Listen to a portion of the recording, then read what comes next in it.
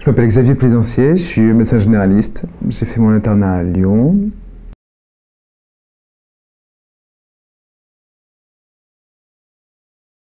Et j'ai soutenu ma thèse le 12 juillet 2018 qui portait sur l'étude des représentations masculines du VIH à Homa Bay au Kenya et sur l'étude de l'impact en termes de démarche de soins de ces représentations.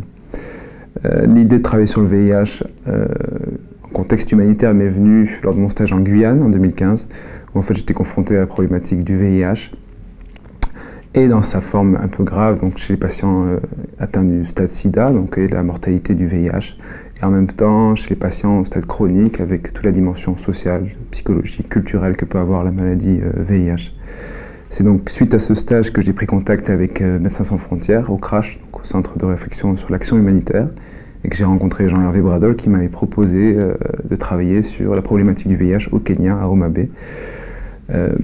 Avec cette question finalement globale au départ qui était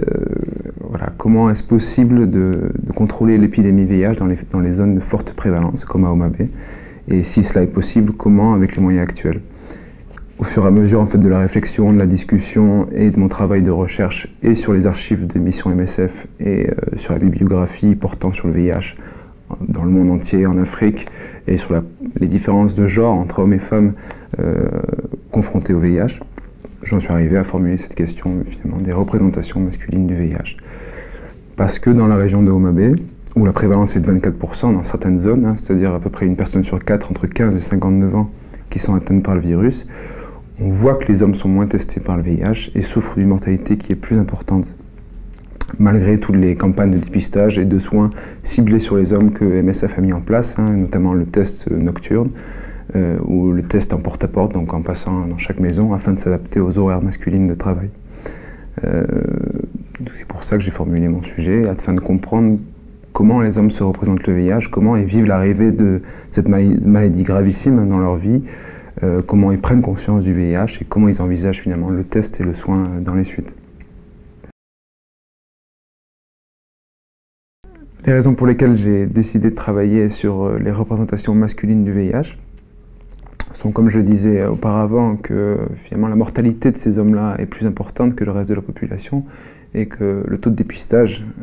des hommes est moins important. De plus, récemment, on voit qu'en fait les hommes sont pointés du doigt d'une certaine façon parce qu'ils sont jugés responsables, entre guillemets, de la gravité de l'épidémie dans la région, notamment du fait de comportements sexuels qui seraient irresponsables, voire agressifs. Ces préjugés qu'il existe sur les hommes sont mis en avant alors qu'aucune étude n'a été faite concernant ces hommes, ou très peu, et comme je disais, leur représentation du VIH et leur vécu face à cette épidémie est très mal connue. Donc c'est pour cette raison que j'ai décidé d'étudier la représentation du VIH par des entretiens semi-dirigés. Mais ce n'est pas la seule chose que j'ai étudiée, en fait. Ça représentait la majeure partie de mon travail, hein, ces entretiens, mais d'un autre côté, j'ai aussi décidé d'étudier quels sont les discours institutionnels et quelles sont les pratiques médicales des institutions confrontées à ces hommes-là, pour en fait essayer de mettre en évidence plutôt une inadéquation entre, d'une part, les représentations de ces hommes-là et d'autre part, les pratiques de soins confrontées à ces hommes-là, afin de voir si en fait ce déni du VIH, entre guillemets, par les hommes et la mortalité plus importante qu'il existe chez eux sont liés à une problématique masculine, à une problématique institutionnelle ou à une problématique, on pourrait dire, de relationnelle, c'est-à-dire un problème, comme je disais, d'adéquation entre ces deux entités.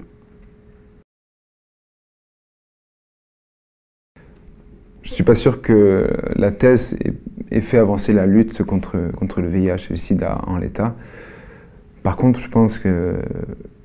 notre travail a permis de mettre en évidence déjà ce que sont les hommes de Homa Bay, ce qui détermine leur comportement, comment ils prennent conscience du VIH et comment ils envisagent la maladie, la mort, et comment ils envisagent le VIH sous le spectre des relations hommes-femmes, premièrement.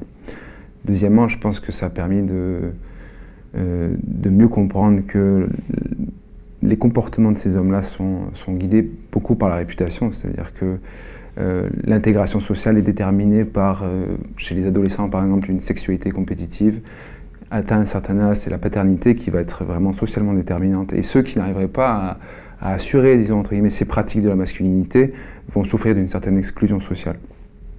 Et on voit que le VIH, et ce qu'impose le VIH en termes de prévention, de dépistage et de soins chez les patients séropositifs, rentre en totale contradiction avec ces valeurs de la masculinité. C'est-à-dire que si le corps médical recommande une abstinence pour prévenir le VIH, ça n'a pas de sens pour ces hommes qui s'affirment par une sexualité compétitive ou qui s'affirment par la paternité. De même, lorsqu'un test est positif ou négatif, le corps médical peut recommander parfois une restriction de la sexualité pour les couples, même chez les couples qui ont le même statut sérologique, ce qui n'a pas de sens pour les couples qui s'affirment et qui s'intègrent dans la société par leur paternité ou la maternité. Donc en fait, ces recommandations médicales sont complètement délaissées et sont inutiles dans la prévention et la prise en charge du VIH. Et finalement, on voit aussi que le corps médical va condamner les pratiques traditionnelles des LUO. Donc les LUO sont la population que j'ai étudiée, qui est prédominante dans cette région-là. Et on voit que les pratiques traditionnelles comme la polygamie ou le lévira ou les rites de purification sexuelle, quoi qu'on en dise en tant qu'occidentaux, sont condamnés par le corps médical. Et dans ce cas, deviennent parfois dissimulés et donc inaccessibles à la prévention. Donc en fait, ma thèse, comme je disais, ne fait pas avancer la lutte, je pense, à l'heure actuelle. Mais par contre, elle permet de se poser ou se reposer des questions qui paraissent essentielles dans la façon d'aborder les populations qu'on cible par les campagnes de dépistage ou par les campagnes de soins. Elle permet de recentrer un peu la lutte sur les populations elles-mêmes et non sur des résultats épidémiologiques à atteindre. En fait, je pense qu'il est important de savoir qu'il n'est pas nécessaire, il n'est pas suffisant de formuler ou de proposer une campagne de soins pour qu'automatiquement les populations y adhèrent.